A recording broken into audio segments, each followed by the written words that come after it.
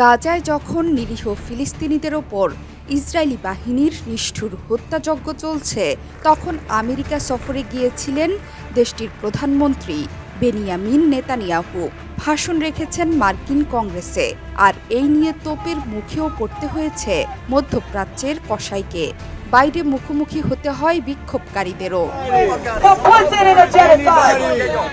এই সফরেই নেতানিয়াহু দেখা করেছেন মার্কিন প্রেসিডেন্ট জো বাইডেন ও মার্কিন ভাইস প্রেসিডেন্ট কমলা হ্যারিসের সঙ্গে।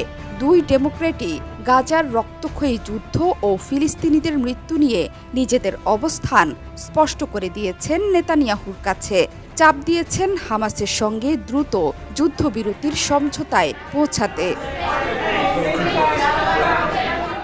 সংবাদ সংস্থা এপি জানাচ্ছে, বৃহস্পতিবার গাজার যুদ্ধ নিয়ে বেশ কিছুক্ষণ বাইডেন ও হ্যারিসের সঙ্গে বৈঠক হয় নেতানিয়াহুর। বৈঠকে দ্রুত লড়াই থামিয়ে যুদ্ধবিরতির পথে হাঁটার কথা নেতানিয়াহুকে বলেন বাইডেন।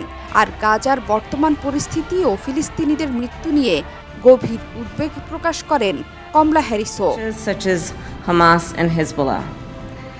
সেই সঙ্গে তিনি সোজা ভাষায় জানিয়ে দেন, আমরা এই দুর্গতদের মুখ ভুলে যেতে পারি না।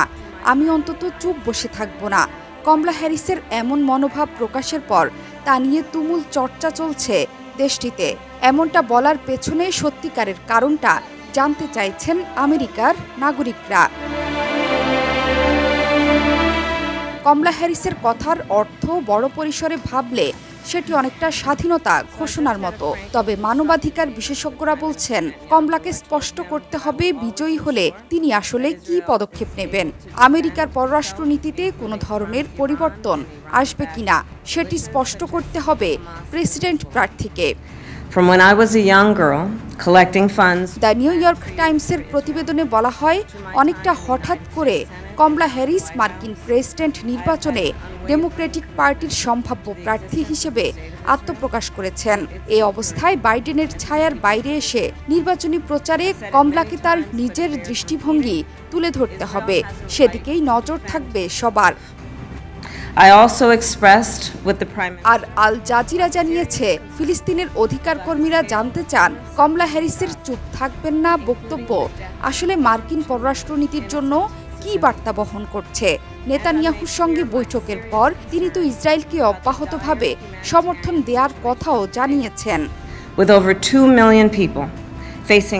বিশ্লেষকরা মনে করেন, ইসরায়েলের প্রতি নিঃশর্ত সামরিক ও কূটনৈতিক সমর্থন দেওয়ার যে মার্কিন নীতি তা থেকে সরে না এসে শুধু ফিলিস্তিনিদের প্রতি সহমর্মিতা দেখালেই মার্কিন ভোটারদের আকৃষ্ট করা যাবে না।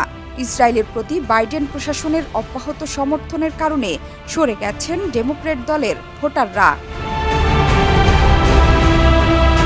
শিকাগো বিশ্ববিদ্যালয়ের সমাজবিজ্ঞানী ইমান আবদেল হাদি বলেন, গাজায় শিশু হত্যা বন্ধের প্রকৃত অঙ্গীকার ছাড়া কেবল সহানুভূতি প্রকাশে কিছুই হবে না। যার মাথায় আপনি গুলি করছেন তার জন্য আবার সহানুভূতি জানাচ্ছেন। এসব সহানুভূতি আমাদের প্রয়োজন নেই। আমরা চাই অস্ত্র ও অর্থ সরবরাহ যেন বন্ধ হয়, যার মাধ্যমে লোকজন হত্যার শিকার হচ্ছে। এমনটা হলে তা হবে প্রকৃত সহানুভূতির বহিঃপ্রকাশ। এরই মধ্যে কমলা হ্যারিসকে ইহুদি বিদ্বেষী হিসেবে আখ্যায়িত করেছেন তার প্রতিদ্বন্দ্বী রিপাবলিকান নেতা ডোনাল্ড ট্রাম্প। শুক্রবার দক্ষিণ ফ্লোরিডায় এক সমাবেশে তিনি বলেন, কমলা ইহুদিদের পছন্দ করেন না, ইসরায়েলকে পছন্দ করেন না। ট্রাম্প কমলাকে ইহুদি বিদ্বেষী বললেও তার স্বামী ডগলাস এমহফ ইহুদি। জোহরা চৌধুরী সেতু, ৭১।